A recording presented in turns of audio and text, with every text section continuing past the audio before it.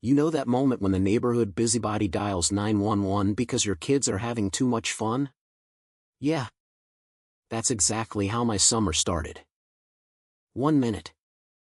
Laughter was echoing off the pool tiles like it was the best day ever. The next. 2 squad cars pulled up. Lights flashing. And Karen Whitaker stood there in her floral visor pointing at my bright blue water slide like she'd just uncovered a serial killer's playground. My name's Ryan Caldwell. I'm a structural engineer. A single dad to Lily and Noah. And the guy who inherited the one house on Maple Grove Lane that the HOA couldn't actually touch. But Karen didn't know that yet. Or maybe she just refused to believe it. The neighborhood looked perfect on the surface, manicured lawns, matching bay shutters. The whole Pinterest board dream. But underneath? It was a pressure cooker of rules. Paint colors had to be approved earth tones. Grass couldn't exceed 3 inches. Even your holiday lights needed a submission form. My dad, a Navy veteran who built half the houses around here back in the 80s, always said the same thing: they can write all the rules they want, son. But some land remembers who it belongs to. He built that pool with his own hands after he retired. 1 shovel at a time. Teaching me how to read a level before I could read chapter books. When he passed 3 years ago, the house came to me with a promise: keep the joy alive. So I fixed the crack tiles, pressure washed the deck, and finally installed the one thing the kids had begged for: a simple, safe, city-permitted water slide that curved gently into the deep end. It was bright blue. Unapologetically blue. The kind of blue that screams summer. Karen Whitaker moved in 6 months earlier from some cookie-cutter development across town. She introduced herself at the block party with a smile so tight it looked painful and a little dog she carried like a designer purse. Within weeks she'd volunteered as compliance chair for the HOA. The old president had retired. Karen smelled blood in the water and pounced. At first it was small stuff. A polite note about my mailbox flag being non-standard. Another about the oak tree dropping too many leaves on the sidewalk. I paid the $25 fines just to keep the peace. Big mistake. Peng once told her I was prey. The morning the contractor arrived with the slide panels, Karen materialized on her driveway like a heat-seeking missile. Clipboard in one hand, phone already recording in the other. "Excuse me," she called across the street. Voice syrupy sweet but eyes sharp. "What exactly is going on over there?" The contractor, a burly guy named Mike who'd done half the permitted pools in the county, just waved. "Installing a water slide. Ma'am. All city permits in order." Karen's smile didn't waver, but her grip on the clipboard tightened until her knuckles went white. "That structure has not been reviewed or approved by the HOA Architectural Review Committee. It violates community aesthetic standards and poses a potential safety risk to property values." I stepped out onto the porch holding the folder of permits like a shield. "Morning, Karen. Actually, it doesn't need HOA approval. Lot 7B was grandfathered before the association even existed. My dad never signed over jurisdiction." She blinked twice. "Processing." Then the smirk returned. "We'll see about that. I'll be documenting this for the board." That was the spark. What followed was 6 weeks of escalating absurdity that turned my quiet cul-de-sac into a battlefield of beige versus blue. The first official notice arrived 2 days later, certified mail. Of course. Unauthorized recreational structure. Daily fine of $100 until removal. I replied with scanned city permits and the 1987 deed showing the exemption. No response. Instead, the neighborhood Facebook group suddenly filled with vague posts about certain homeowners undermining community standards and visual pollution affecting resale values. Neighbors who used to wave now crossed the street. Someone left a printed flyer in my mailbox: protect our property values, report violations anonymously. Karen's handwriting was unmistakable. I stayed quiet.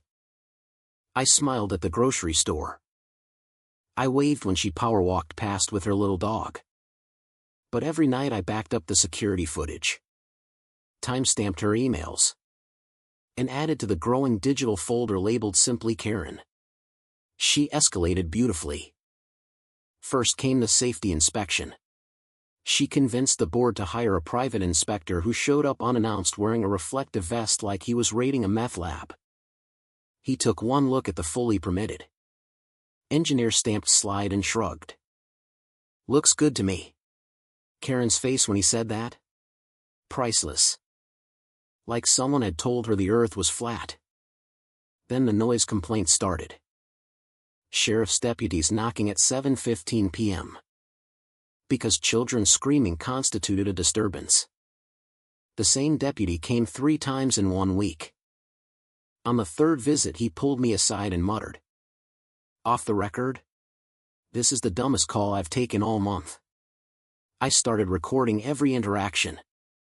When Karen stood at the end of my driveway pretending to walk her dog while openly filming my kids sliding, I stepped outside calmly. "Evening. Karen. Something I can help you with?" She didn't even flinch. "Just documenting for the record. The board has received multiple concerns about safety and aesthetics." "Multiple concerns from who?" "Exactly?" She smiled that tight little smile. "Community members who value standards." The kids noticed. Lily asked me one night while drying off, "Dad, why does that lady hate us?" Noah just looked worried every time a police car drove by. That's when the slow burn in my chest turned into something colder. Something patient. I reached out to an old buddy from my dad's Navy days who now practiced property law. He reviewed everything and whistled low. "You've got her dead to rights on harassment, trespass, and false reports. But let her keep digging. The deeper she goes, the sweeter this gets." So I let her dig. She started showing up at odd hours with her flashlight, peering over the fence. My cameras caught it all, clear footage of her on my property line. Clipboard out. Muttering about evidence. One night she even tried to measure the slide's height from the sidewalk using a laser tool. Talking to herself like a cartoon villain. The rumors got creative. "He's running an illegal water park. Those kids are unsupervised. The slide is lowering everyone's home values by thousands." Karen never named me directly, but everyone knew. Then came the emergency HOA meeting she called. Mandatory attendance to address urgent safety threats. The flyer had my slide photoshopped to look crooked and dangerous. I printed my entire evidence folder, burned the security clips to a USB, and walked in ready. The clubhouse was packed. Fluorescent lights buzzing. Karen stood at the front in a cream blazer that screamed "I'm important," projector already set up with her dramatic slideshow titled "Protecting Our Community from Unauthorized Recreational Hazards." She began with her favorite opener, "This isn't personal, everyone. This is about standards." I sat in the back row, arms crossed, letting her build her case. She clicked through photos of the slide. Zoomed in until the blue looked radioactive. "This structure violates every aesthetic guideline we have. It's a distraction. A liability. A threat to the very character of Maple Grove." A few people nodded. The fear was real, she'd spent weeks cultivating it. When she opened the floor for comments, I stood up slowly. The room went quiet. "Karen," I said, voice even, "before we vote on anything, I'd like to add some context." She waved a hand dismissively.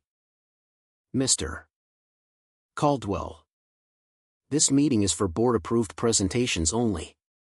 Funny, I replied, walking forward. Because I have some board-approved evidence too. I handed the USB to the treasurer, who plugged it in without thinking. The first clip played, Karen at 11:47 p.m. Flashlight sweeping my backyard. Stepping clearly onto my property while narrating. This will be the evidence that finally gets him. Gasps rippled through the room. Second clip, her arguing with the city inspector. Voice shrill. Refusing to accept the compliance report. You're obviously biased. Third clip, the sheriff's deputy telling her on my porch. Ma'am, filing repeated false reports is a misdemeanor. Karen's face went from smug confidence to full deer in headlights panic in about 4 seconds. Her mouth opened. Closed. Then opened again. Those are taken out of context. He's harassing me. The county code inspector, who I'd quietly invited, stood up from the third row. Actually, Mrs. Whitaker, I handled the inspection personally. Lot 7B is grandfathered. The HOA has zero jurisdiction. You've been sending violation notices on land you have no legal authority over. The room erupted. Karen gripped the podium. Knuckles white. Voice cracking. This is slander. I was acting in the best interest of the community. The slide as it encourages chaos. Someone in the back actually laughed. The sound cracked her composure like thin ice. I kept my voice low and steady. For 2 months you've trespassed. Filed false police reports. Spread rumors. And tried to turn neighbors against each other, all because a dad wanted his kids to have one summer of normal joy. You weaponized standards because you couldn't stand seeing someone live outside your control. The board president, a nervous guy named Alan, finally found his spine. I think we should adjourn. Immediately. All enforcement actions against Mr. Caldwell are suspended pending legal review. Papers slipped from Karen's hands and scattered across the floor. Citations. Photos. Complaint forms. Months of obsession lying there like fallen leaves. No one moved to help her pick them up. The deputy who'd been called to keep order just shook his head. Ma'am, the county's opening an investigation into the false reports. You might want to get a lawyer. Karen looked around the room, searching for allies who were suddenly very interested in their shoes. Her husband, who'd been sitting silently near the back the whole time, finally stood and touched her shoulder. Honey, it's over. She jerked away. Eyes wild. Don't you dare. But it was. The illusion shattered right there under those bright fluorescent lights. In the weeks that followed, the neighborhood exhaled for the first time in months. The Walkers brought over homemade cookies and apologized for believing the rumors. Mr. Patel from 2 doors down hung his American flag again, the one Karen had once tried to fine him over. Kids started biking past my house yelling "cool slide," instead of staring nervously. Karen disappeared from public view. The clipboard vanished. Her daily power walk stopped. The for sale sign went up 3 weeks later. Rumor was the buyers specifically asked if the neighborhood had an active HOA. The irony was delicious. I framed the county letter that officially reaffirmed my property's exemption and hung it above my dad's old drafting table. The kids slid into the pool every single day. Laughter bouncing off the fence like it was supposed to. No more looking over their shoulders. Just summer. One evening I sat on the deck watching the sunset turn the water golden. Lily climbed out, dripping, and hugged me. Dad? Are we safe now? Yeah. Kiddo. We're safe. Noah cannonballed in right after, screaming with pure joy. The sound carried across the yard, the same sound that once brought sirens. Now it just brought neighbors smiling from their porches. I dipped my hand in the water and thought about my dad. He always said rules are fine until they forget what they're supposed to protect. Karen never understood that. She thought control was the same thing as community. She found out the hard way that Joy doesn't file paperwork. And the best part? The whole mess went mildly viral on the local news. HOA overreach backfires spectacularly. Comments poured in from across the country. This is why I'll never buy in an HOA. Finally, someone stood up. Karen needs to touch grass, but only the approved length. The board dissolved itself in a quiet vote 2 months later. The fancy entrance sign came down. Maple Grove Lane went back to being just a street where people lived instead of performed. Sometimes I still catch myself smiling when I hear kids laughing in backyards again. The kind of laughter that doesn't need approval. So here's the question I want you to answer honestly in the comments. Was the bright blue water slide the real violation, or was it Karen turning protecting the community into her own personal little dictatorship? Who was actually wrong here, and be brutal about it?